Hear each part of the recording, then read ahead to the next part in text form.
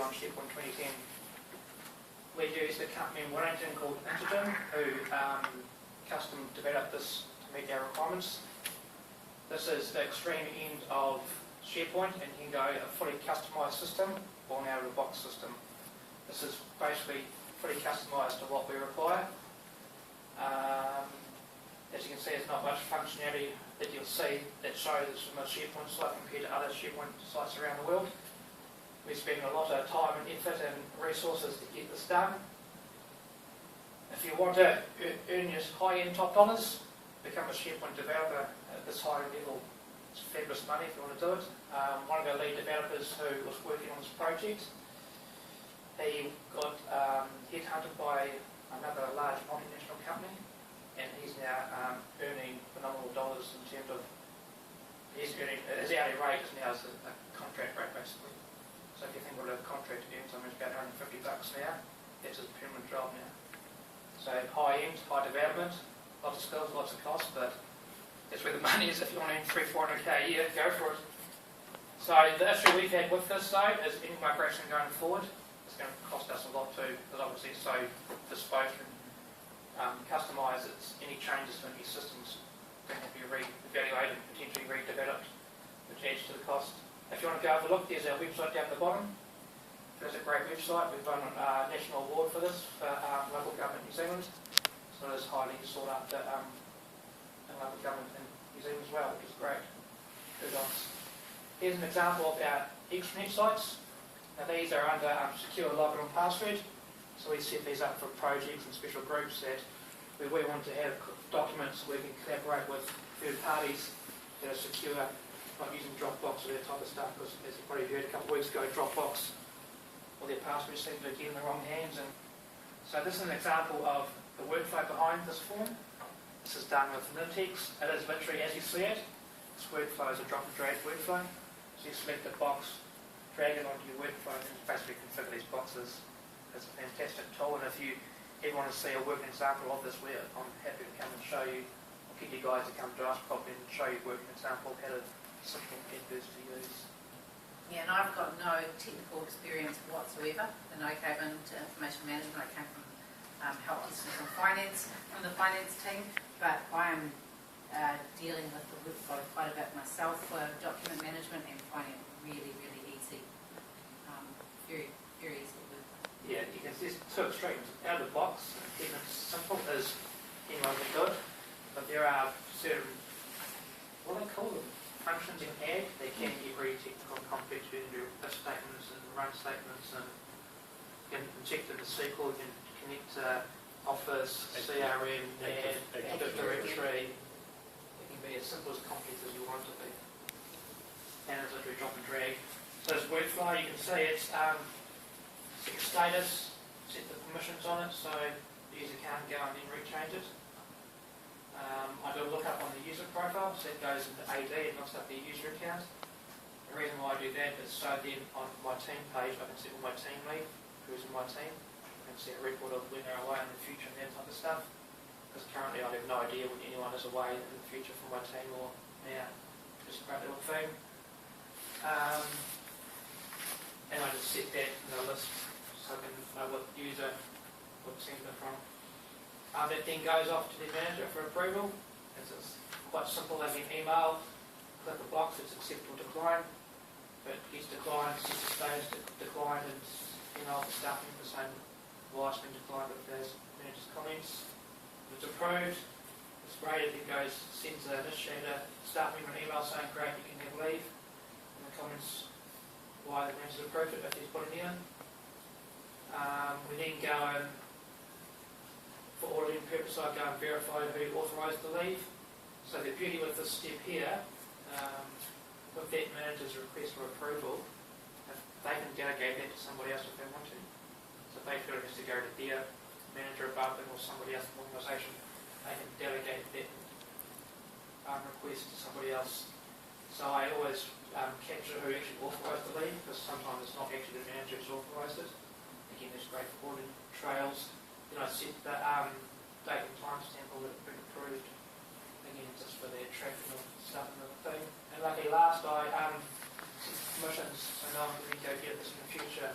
So hourly dispute or anything, it's locked and it's a valid record that can't really be questioned or queried. He gets a bit of the sticky technical stuff. So I've got a few run-if queries. So if the people have chosen half-day onlys, I then go and put half-days in the calendars, not the full day blocked out. So obviously it's still going to be there for the morning or afternoon. So by default, if they've chosen the morning, I block out from 6 AM to 12 PM. The reason why I start at 6 is because some of our field staff do start first thing in the morning. What used to help, they can be out in the fields on the road by 6:30. So in general, I do those 12 hours of the day. What's that one doing? Morning only. What's that one doing? Oh, that's the start time. There's getting the start time in the morning and the start time of the afternoon. And then there's during the morning end time, so I actually do it 1 PM as lunch breaks. Okay. And then I've got this added to the Shadow's calendar. So if that is approved by the manager, that automatically gets entered into my calendar for me. This is the same thing for the manager. If the manager wants it added to their calendar, so they can see in the future what leave is coming up for their teams, it all does all that stuff here. So at 8 AM in the calendar's diary, I put a little record for 5-minute thing saying this person has leave today. It doesn't fill up the whole diary, it just has it at the top so you can see it. And it adds it to their calendar as well. The beauty about what the leave request system is previously no one really knew where staff was in the building. Our receptionist now downstairs can quite quickly see staff who are currently on leave, and as you can see this is actually Karen as of this morning, and any future staff leave in the future. So if they have any phone calls for any staff members, they can quickly say, no, he's not here today, he's back on the 23rd or something, or that type of stuff. It's real handy for a receptionist to be able to give public that information real quickly and easily without having to pass them through to other people or get left messages on phones that never get answered and that type of stuff.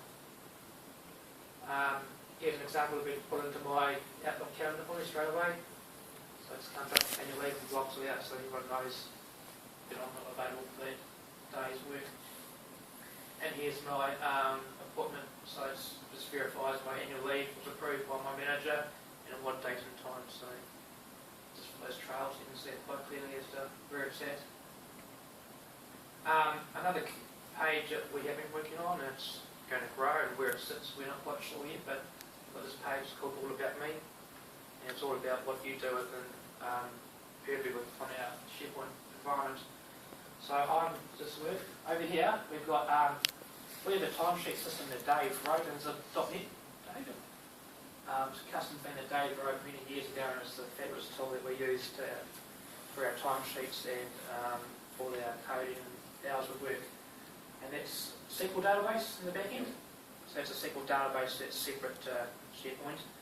But we've got connectivity where we can integrate that into Purview, so you can see your current leave statuses as of today. So as you can see, I've got how much leave on? 18 days. I have this, we'll sit more often obviously, but 19 days up this week. It's using a thing called Business Connectivity Services, which comes out of the box with SharePoint. So you can have it as a one-way transmission or two-way. So you could actually have it as like an interactive screen, which go back to your SQL database. But this is just that's just reading a stored procedure. All I've said is go and get Anthony's stats, and it just reports back and just displays it. So that's just the web part there, and all the hard work's been done on SQL Server. That's just a read item. Read item. So previously to see this, you'd have to then go log back into your timesheet system to go and find this out, but now it's all just within Purview, one click away, which makes it a lot easier for staff to do. So yeah, here's just a closer example of it. You can see my leave stats, any leave I've applied for. You can see that little one there. I've got some leave waiting for approval from my manager. And also down the bottom you can see my team's upcoming leave. It's fabulous for me to see when people in my area are away in the future. That in the past it wasn't able to be done. We do use bin out boards, but these things often don't get done there, so it's quite key. A few other things on this page that we are working on is this big area here, we've got my workflow tasks. With us implementing Nintex, workflows and forms, you can assign tasks to staff to do stages of those workflow processes. And that's where this is going to be a very powerful as we roll out more workflows and automation within the regional council. So I here have about half a dozen current workflows and tasks that are assigned to me. As you can see, they're all in various stages of where they need to be. So these ones have been actioned, and I've got to go and decide whether this task is complete before I kick off the next stage of the workflow. There's a couple down here. I've got to decide whether these change requests are actually feasible, and depending on what I do will depend on the next stage of the workflow. Might get declined, might get passed on to someone else in my team to manage and that type of stuff. And it's all done from workflows situations. So yeah, ICT, we have a change request system. So any changes to any of our systems we do manage thoroughly in the process. It is going to, best outputs for council for business. Often, if you don't have those things in place, you get change requests that walk in the door and want things done now and then, but this is a formal process to capture all that. And like I said, as we get more and more workflows, this list will potentially be my day's work. I should be running down this list. Yes, no, doing all these tasks for the day. A great thing for this is with field staff, Nintex, you can have forms available to the public or on devices like iPads, iPhones and Android devices. So our field staff can be out in the field taking river levels or that type of stuff, entering a form on their tablet, then submit, and then it comes right back into the system within 2 minutes automatically. And someone in-house can have a task pop up on their desk to do QA on that data or do something with it, or if it's an emergency they can activate different things. So I can see within 18 months to 2 years, once you've got it fully rolled out, this will be where most people will work on a day-to-day basis. So how big is SharePoint? Who would like to guess how big SharePoint is? How do you think it is? What's your experience with SharePoint? Have you heard much about it? Do you know much about it? We have worked on SharePoint. We have SharePoint software that we use for our learning. What version is that? 2013. Oh, wow. That's different to what the IT team works. And they're on 2010, aren't they? Oh, no, they have. Have they? Okay. So we are working on the 2013 SharePoint. Nice. So you can make it as big or as small as you want it to be. I think that's what people don't understand. It's more about what does your business functions want from SharePoint, not what can SharePoint deliver to your business. And that's the key difference. So a lot of people get scared and think it's too difficult, too hard, because it will do everything if you want it to.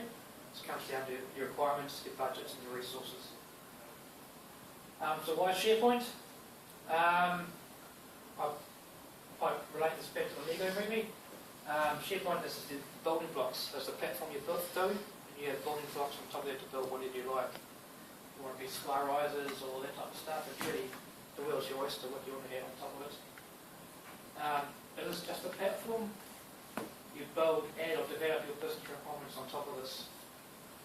It's flexible to meet the needs of the business. Scalability is fabulous. Add chuck more servers at it, and the database front-end application servers, depending on what you need to go from a small organisation to a large multi-country organisation relatively simply and easily. The future roadmap for SharePoint is very strong. As you probably all aware, Office 365 is actually based on SharePoint 2013. So the fact that Microsoft have chosen that sort of says that this is going to be around for a long time. There won't be developing new solutions and services based on this. It's not going to be around.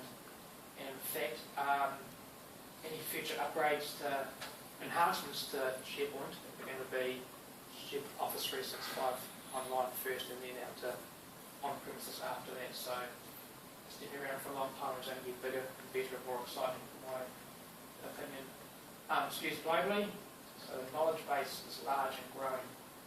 Basically, if anyone comes to me with any ideas or thoughts, stuff, I always jump on Google and try and search SharePoint, and that's what your issue is. You'll generally find there's a web part, a third-party application, or some code, or advice on how you can use SharePoint to meet those requirements. So you don't actually need to have a massive understanding of it, but the knowledge base is out there to anything you need. It's kind of scary as to what is out there. Yeah, obviously there's thousands of third-party products and features that cover a vast range of the business functionality, and the beauty of this literally all out of the box. We're not writing custom code internally to try and make things work. We're buying a product from a reputable company that supports SharePoint 2010, 2030 and has a life cycle going forward. So we know that when we do upgrade, those third-party products and features will be upgradable as well to migrate, not rely on us trying to reinvent the wheel, which can be very tricky with these designs. It can be as complicated or simple as you want it to be.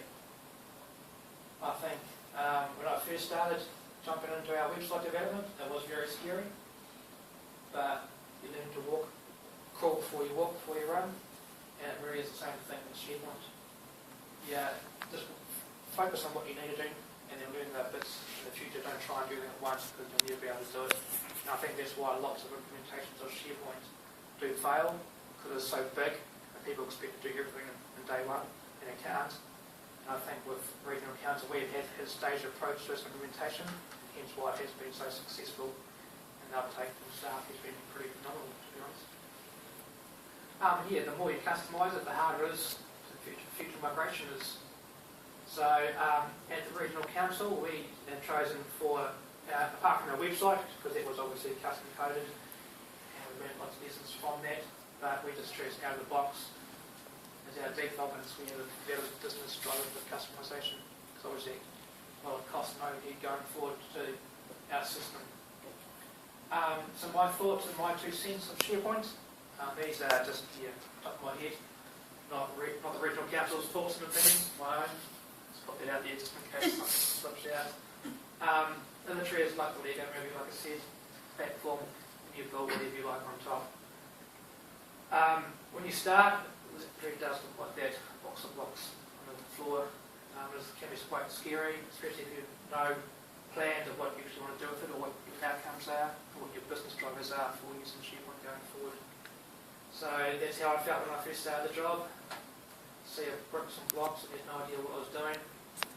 But if you have a user guide and the right blocks, fight a few battles along the way, you do definitely get those. But any battle you have is a learning experience. It's not a negative, it's a positive. I made lots of mistakes, still am. It's what you learn from them is what makes me a better person in SharePoint implementation. So don't think someone's shooting the gun behind you. We have that from lots of staff over lots of issues, but you turn around and learn from it and meet their requirements. If you get the right team and support behind you, looking forward is actually really exciting. And our team with Regional Council and IT, we've all adopted SharePoint 110%, and we can see this being a massive. It is currently a huge benefit to Council, but the future of SharePoint is quite mind-blowing from where we want to take it. So yeah, it's a matter of how we get from where we are to there. And it's not going to be one jump, it'll be a staged process to where we want to end up being with this evolution. You can build a tiger, get a bit of momentum going forward, scare the stuff, as the people like. Keep you angry on, eh? Yeah. And basically build anything you want. You can have it, like I said, as simple or as complex as you want it to be. And that is the beauty of SharePoint. It is just a platform and a framework, and the business has to drive what you want out of SharePoint, not SharePoint drive business. And that, again, is the key to why we've had successful implementations. The business functions and business requirements are critical to the success of SharePoint. No point developing and designing things that can only be used by the staff. Hence why, with Nintex workflows and workforms, we've built that so we have more functionality to the staff. And that then helps the adoption to every and SharePoint in our document management system. So that's literally good for everybody. And if you do really, really well, these sit on my desk. These are 2 awards that I won in 2013. We had Best Redevelopment of the City Council website for our public-facing website. And the same year we won Best Use of Intranet. So it just shows you with the right people, the right teams, and the right vendors, and the right attitude in-house, SharePoint is very rewarding and can be recognised at a national level with what you do for it. So that's literally about meeting those business requirements. And SharePoint everything is awesome.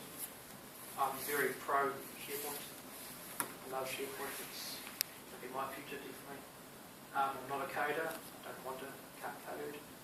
I'd love to be able to cut code, but I think as we move forward with SharePoint and people moving to Office 365 and cloud hosting environments, cutting code is going to be harder and harder to do because it's not on-premise, and Microsoft will lock all that side down. So I sort of like to think of myself more as a configurer. I get SharePoint, get all these third-party apps and add-ins and that type of stuff, and you go configure them to do what you want for them, running that code, because in the future it's going to be hard, I would suspect, the way Microsoft are moving with SharePoint and cloud solutions. And that's pretty much my overview of SharePoint in the Regional Council and how I've used it. Any questions, comments about me or SharePoint or what I've done or learnt or anything? Yep. Why did the council only choose SharePoint when there are so many other applications in the market? What made you only go for SharePoint? Where's Carl when you leave? Why did we choose SharePoint up front? They chose that platform before I started, so... We wanted something that was going to be, because the first year we did just introduce SharePoint, but we wanted something that could do document management without having to go to something else. So like most councils are running Hummingbird or which is from OpenText, Trim, HP Trim, Objective, which a lot of councils are picking up. But we wanted something that was going to do Public Records Act and give us a few freebies along the way. So I think SharePoint has given us, like Anthony said, this toy box to play with all these extra bits that you get for nothing as long as you pay your licence fees. And I think it's worked out really well. Yeah. What were the other options that Just I was quickly go back to that single platform, single use for staff. So everything's within SharePoint. So we're not training staff on multiple different services or device products. Like that, say other councils use different products. So they might have one for document management, one for the internet, one for something else. Ours is sort of all in one. So it's integration and uptake a lot easier for staff. And if people tell you that your training staff is hard, so one product, try to do 2 or 3 is pretty new and possible. So it's easy for that.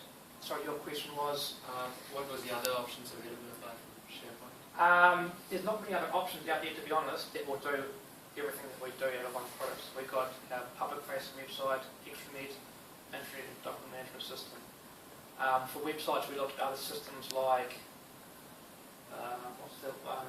Joomla. What's it called? I was using We actually came from a thing called .NET Nuke. I don't know whether people have heard that.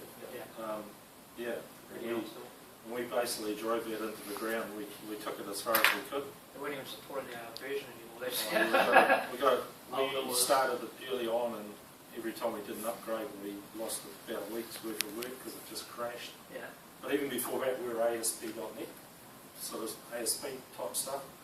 That was version 1. Version 2 was .NET Nuke, and then we thought, well, what's out there that's because we as a government agency get really good discounts from Microsoft, so like we get SharePoint dirt cheap compared to what Not as cheap as these guys. Yeah. Training stuff. Yeah. With regard to that, do you receive any sort of support from Microsoft? Not Microsoft directly, really.